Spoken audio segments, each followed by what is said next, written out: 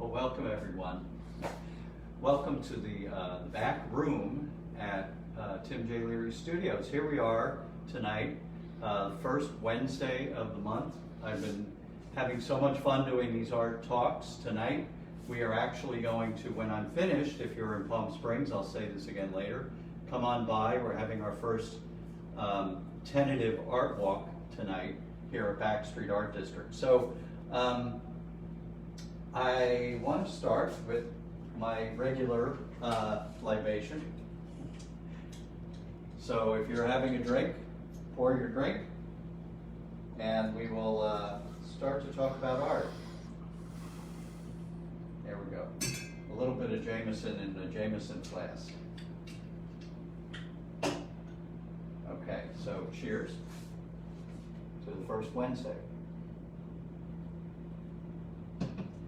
So tonight, I want to talk about process. I want to talk about art process. As I mentioned in my email, I'm working on this project for the Palm Springs Public Arts Commission, and I'm very excited about it. I'm having a lot of fun doing it, but it's been, my cameraman is tripping. I mean, like, not tripping, he's walked into a canvas. So anyway, it's made me think a lot about process. Process has been something I've thought about a lot over the years. This is reminding me of old process, of things that I used to do, and it's also a challenge in my current art process. Even though I try to do as much as I can, there are some physical limitations that have to do with my age and with the condition of my back and my knees. So that has been really challenged. But I'm going to get to that in a minute. So process, something that I've thought about over the years.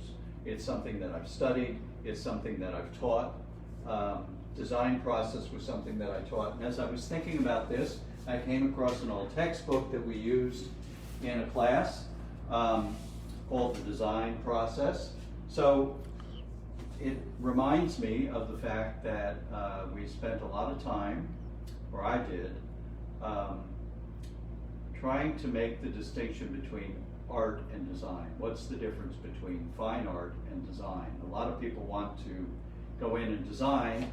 Other people want to do fine art. That's always been the thing that I've wanted to do, even though I've worked in design as well. It's sometimes easier to get a job that way. But this system that this author, Karl Asplund is the author, is a good one. It's for design process. So this was used in a class for young interior designers. And this author has spelled out 7 steps. So 7 steps. Everybody is different. So everyone's process is different. But there are some commonalities between how things get developed. So in this case, the first one is inspiration, then identification, conceptualization, exploration, definition, communication, and production. Okay, so those are the steps. If you're talking about design, you come at it from a problem-solving perspective. A designer is trying to not just create something beautiful, but to create something functional and to resolve some sort of an issue. Just hearing the story today of a cabinet being built in order to help, more storage space. And so the designer had that problem. How can I create more storage space without taking up more of my room? And they figured that out because that's what design is about. So fine art, on the other hand, a little more subjective. The inspiration, and I have to say for my bench project, this was one of the times when inspiration just jumped. As soon as I decided I was going to submit a proposal, I knew exactly in my mind what I was going to do. And so I sat down and I drew it. It was based on something that I did, a painting I did in 2018 was the basis of it.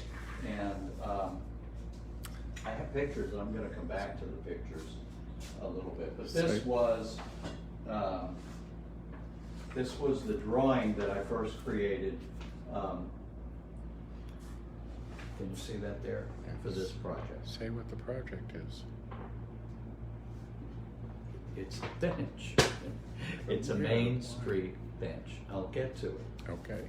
All right, Mhm. I'm being coached. Mhm. Okay, so but what I wanted to look at also was some other ways to speculate a little bit on process. When I talk about process. So I pulled out a couple of books. I have my shelf of books. Some of these get repeated and some of them not. So I have a wonderful book on Inuit art that I got when we were getting ready to take a trip to Canada, where we were going to take a look at this art, and I wanted to do that. So here's a bit of process. This is something that's on whalebone. So what does that have to do with the process? That has to do with the materials. This is the available material, and in this case, these look like mermaids here. In this case, the artist is communicating, I think, something that's going on psychically for this artist. And then also here's another thing in here, wall hangings. Here's someone who's depicting things from, on this side, from her life in a flowing, horizonless composition by Naomi Iti. Animals mingle with the men who depend on them for food and clothing. So here is someone who is showing us what her life is about. And so her process, part of her process is the materials she's using, I would say. Also, part of the process is her inspiration, as this author talks about. Another bit of process I have here is this book. Some artists, like Frida Kahlo,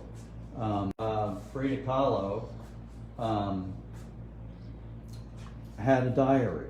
So an artist like this is often using the diary to draw ideas from, creating in her diary, I love these pictures, what was on her mind, writing about it, drawing pictures of it. Many artists keep this. Many students are encouraged to keep some sort of a journal. And they're encouraged to have it look something like this, a place to not only explore their visual ideas, but to write things about it. And those come together and they create, so in this kind of a process, she's trying to mine her inner life for images to present. In a case like this, now of course I've lost the page, of the wall hanging, she's trying to show us what's happening in her daily life. So I think there's a difference. I brought this out because I saw this amazing exhibit by Ai Weiwei. So Ai Weiwei tells us about his life and his art. He was a political prisoner at the time in China, not allowed to leave China, but was able to do this exhibit on Alcatraz about political prisoners. This was the part of the exhibit, and I don't know how well this you can see this. This is the part of the exhibit that was the most inspirational to me. He had portraits of political prisoners from around the world, some who you recognized, some who you did not. I'm not sure if I remember anymore if his name or if his face was in there. It was in this huge place, and here you are in a prison in Alcatraz, and here are all these faces of these political prisoners. However, these images are created in Legos. He used some million Legos. So his process probably started digitally like Richard Dodds, an artist here, who takes his work from images and puts them together digitally and creates beautiful works that are on display here. Come and see them. So I was really amazed by this, because he was able to do this and communicate the information, which is part of the process mentioned in that book, to volunteers who were able to construct these faces, these portraits, and duplicate what his intention was. The story about this, though, is that when he went back to Lego to buy another million pieces, they wouldn't sell them to him because of why he used them that one time. So here's another kind of process that's a little different. This is something I've shown before, but a book that I really love. This is a European artist named Stanley Roseman. He does what are known as gesture drawings. For many artists, this is a quick sketch, and it is. These are done very quickly. You can tell by the sparsity of lines. But they are there to depict the motion of the figures. And so they're really beautiful just by themselves. And he would go into the back of operas. I don't know if he went during rehearsals or during performances, but he would be backstage and could do these drawings. I think quite a wonderful thing to be able to do. This one is from the Stuttgart Ballet, A Streetcar Named Desire. So, and you can see the two dancers, or at least can you see the two dancers? So his process is quick and easy and related to his pencil and his first impression. And then he stops. Other artists might take that and go beyond that. And use that as a basis for starting. Okay.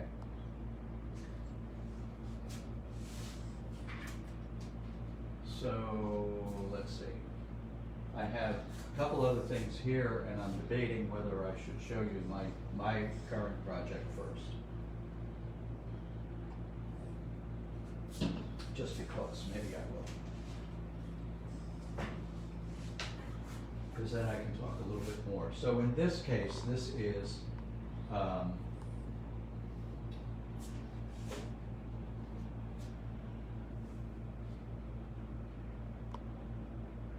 here. So this is Palm Springs Public Arts Commission. They have put out a call for artists. They're going to do another call for artists to paint and decorate these benches that are all around the city. In this phase, there are 16 benches being done. Artists are asked to submit their designs, and then from those submissions, the artists are selected and their work is done. Now, you know, one of the things so this is the first day. We put on a primer coat. I started to draw out the design and on the bench itself. And here I am drawing. I like some of these pictures with my Keith Haring shirt from Loretta.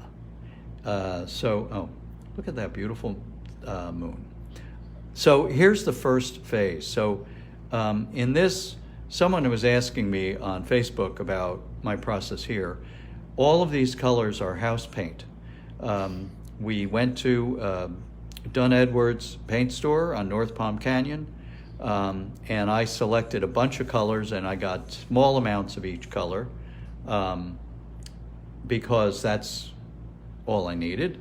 And as I was going, it was interesting to me because with the yellow and the purple against the white, to me it begins to look a little bit like an Easter egg. That's not my intention. But here, this was the first go-around.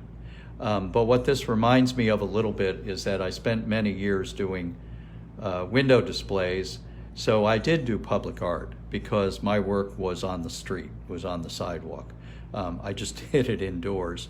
But I always figured that if I could carry mannequin parts down a busy street in a downtown of a city, which I've done, or fully decorated Christmas trees, if I can do that, I can do most anything.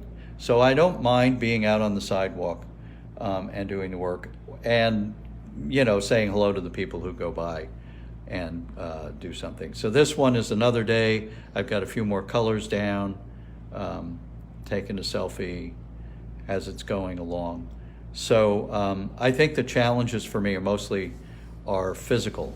I'm trying to wrap my design all the way around into the bottom so that it disappears under the bench, which I think is really cool. But those are the hardest parts for me to do because of the physical nature of getting down on the ground and doing it. But still, I like how it's coming out. And here's some more. I've got a lot of pictures, so I don't have to show all of them. You get the gist of that. But then the next part of the process was to tape the lines. So I thought this was kind of cool to see all the tape. So you can now get masking tape in all sorts of colors, orange being one of them. And so I couldn't resist. I had to buy a roll of orange tape for this project. So I laid all of those out, and unfortunately, then I went and painted the brown lines. Unfortunately, I didn't take a picture after I pulled the tape off because there were places where the lines intersect. I'm calling this intersections. There were places where the lines intersect that were white, so it almost looked a little checkerboardy as I went. I've got a lot of them. But then once I took them off, it began to look like this. Now this is close to finished. So we're very close to the end here. But the brown lines ground the color a little bit, and because the brown is neutral and the beige is neutral, it gives the bright colors, the bright hues, a chance to pop a little bit and come together. So so that's where that's at right now.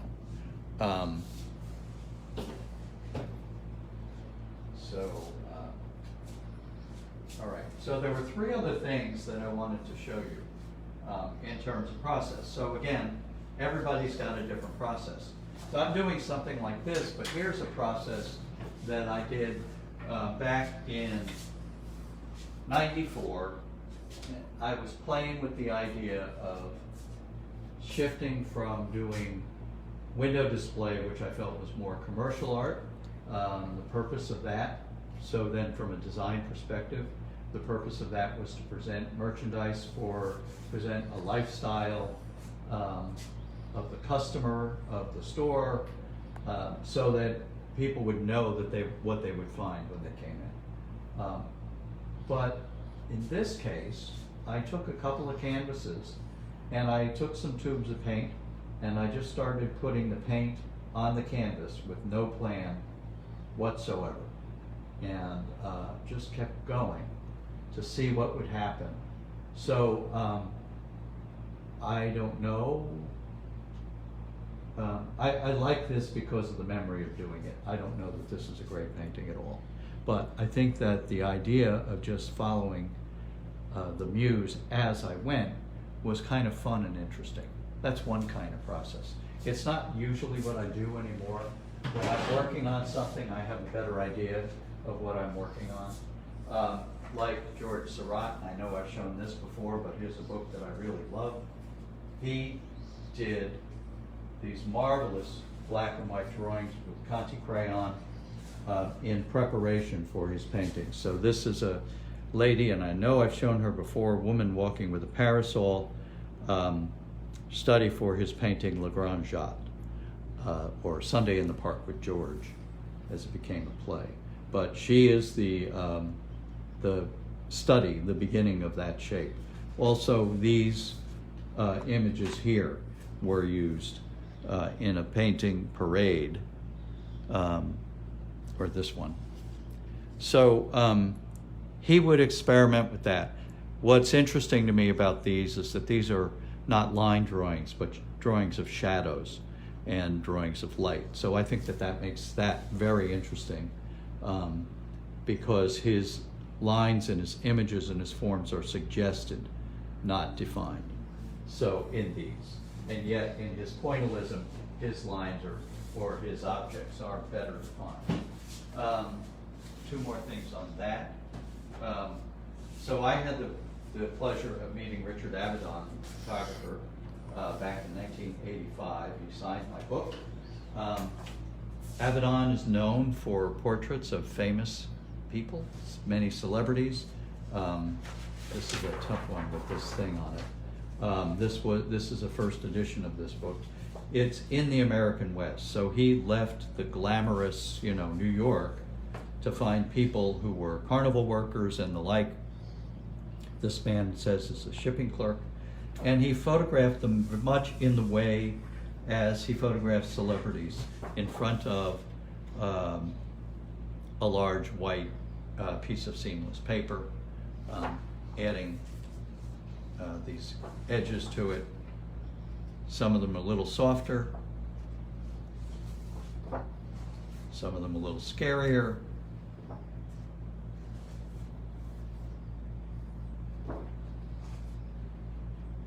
Just average people. Sometimes ranch hands and butchers. This man is a butcher. And works in a slaughterhouse, this man. I love her jacket and her hat, quite fabulous. So this is Avedon. So this is a departure for him in a way, but I think he's using his same practice and his same process and technique. The final one I have from my books is this. A couple of years ago, probably my favorite exhibit at the Palm Springs Art Museum was called Kinesthesia, and it's here, Latin American kinetic art. So this painting, so the thing, why I bring this up in terms of process is about the intention. So the inspiration or the intention of these works is to create an experience for the observer, the viewer of the work, because these things move. If you move in front of them, they look like they're vibrating. Some of them actually do move with machinery inside. This one is in the permanent collection of the Palm Springs Art Museum by Jesus Rafael Soto, done in 1969. And these lines, these squares are moved out from the canvas, as you can see on this side here. And because of that, they're lined up with, not perfectly lined up, but lined up with the lines that are in the background. And when you move, because of the angles and so forth, they look like they're dancing a bit. Super cool. How do you think of that? And then this is Abraham Plotnick. These are light images. So a lot of art and a lot of color is about light. He had built these in 1955, built these boxes that had lights and other objects inside. And as the light moved around against the, like a shadow box, they created different patterns, and they would repeat themselves. They were truly fascinating. So this was, to me, what's different about this is the intention. So that, because he's working with machinery, Soto was not in that case. Their process has to do with their materials and so forth. So the one last thing that I wanted to talk about is something that I've been working on lately, and I haven't posted any pictures of this piece yet. It's still in process, but I'm going to come over here. I've done a couple things like this. I had a diptych of these two canvases. I did these in 2006. I always thought they were They were fine, they were okay, but they weren't there yet.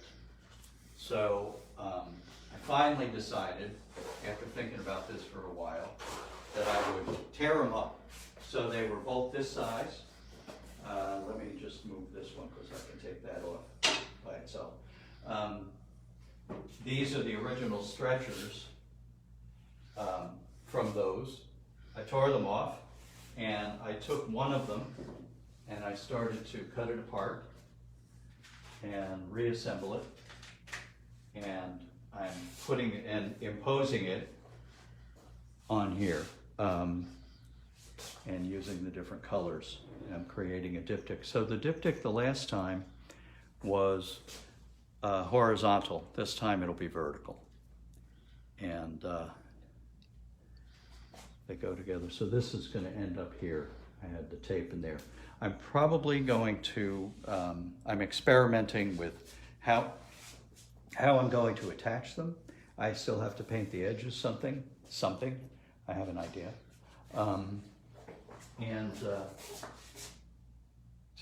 To complete them.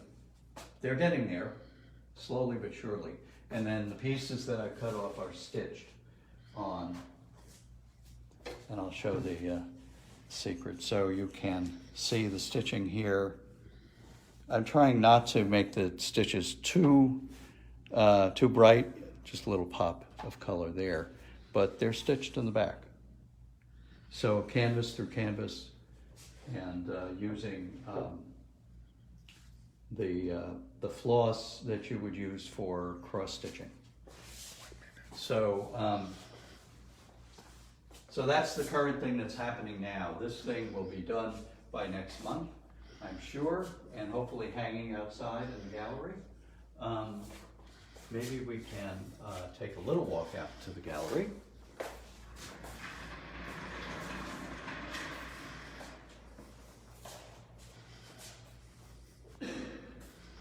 I'm a little reluctant to come out here because there's an echo, and so the acoustics are bad. But this month, we are having the first tentative art walk. It doesn't look like anyone has arrived yet, but we'll be here waiting. I've got in my work here, I'm not sure that I've had these up for an art walk yet. I did have these right around the time that the quarantine started. Back in March. I had them framed around that time, but I really like them. I've got a few more that still need framing. And Richard is going to join us tonight, and these are new works for him. He's brought in some new work over here, and it's this work here. So his work, digital as well. He takes images and works on them and develops a pattern, and then adds and subtracts until he creates that. So if you're around Palm Springs, come by. We're going to be here for a while. And check out the website. I'm planning, when I complete the bench project, to put it up, put something up there for perhaps a page about what this was like and the stages of development of the bench on my website. So, but first I have to finish the bench. So there you are. So thanks for listening. If you want to go to the website, timjleary.com. I am also here by appointment quite a bit. I'm here on Friday and Saturday afternoons from 12 to 4, and then various other times. So come in and see what's going on.